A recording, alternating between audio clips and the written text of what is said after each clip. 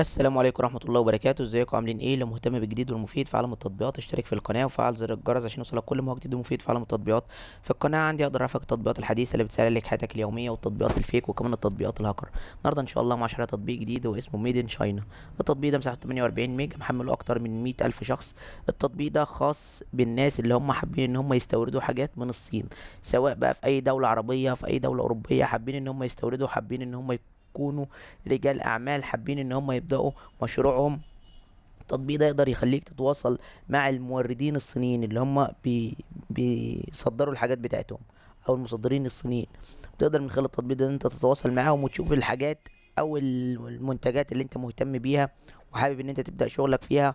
ولو في منتجات جديدة لسه المصانع عاملاها يعني في الصين، تقدر ان انت تتواصل معاهم وتعرف المنتجات دي عبارة عن ايه وفايدتها ايه وايه لازمتها، وهل هي ممكن يكون السوق محتاجها عندك في البلد ولا لأ. ولو السوق محتاجها ممكن يكون محتاج منها قد ايه. وتقدر مثلا تاخد منهم كمية بسيطة الأول تجرب بيها السوق، وبعد كده لو لقيت المنتج كويس ممكن بقى تبدأ تتعامل معاهم بكميات كبيرة. تقدر تشوف كل البضاعة اللي انت عايزها، سواء لعب أطفال، إكسسوارات، آه، أقمشة، كل الحاجات اللي انت عايزها، كل الحاجات اللي الصين بتعملها وبتصدرها هتلاقيها على التطبيق ده. التطبيق ده كمان بتقدر ان انت تلاقي فيه اكتر من لغة عشان تقدر تتواصل مع الصينيين. بتقدر تلاقي فيه اكتر من لغة زي اللغة العربية واللغة الانجليزية واللغة الفرنسية والاسبانية والايطالية. اكتر من لغة تقدر تحول بيهم التطبيق.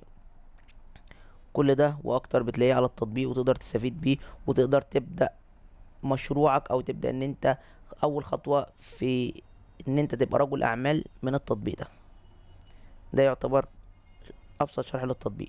بالنسبة لعيوب التطبيق او مشكلته، ان هو في بعض الملاحظات اللي العملاء لقوها، ان هم لما بيتواصلوا مع الصينيين بيرد عليهم في الاول روبوت.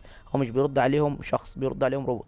بيفضلوا في فترة لحد ما يعني لو حد عايز ينفذ حاجة على طول مش بيعرف ينفذها على طول، يعني بيقعد شوية قبل ما بيلاقي شخص حقيقي بيتكلم معاه. دي اول حاجة. تاني حاجة، التطبيق بيتضمن بعض الاعلانات وبيطلب منك الاشتراك. بس كده يعتبر ابسط شرح للتطبيق. بالنسبه للمميزات والعيوب، لو عجبك شرح التطبيق تدوس لايك للفيديو. لو عايز شرح تطبيق معين تسيب لي في الكومنت. لو اكتشفت ميزه او عيب للتطبيق فاي تحديث من التعديلات القادمه اكتبها في تعليقات الفيديو. شكرا، سلام عليكم.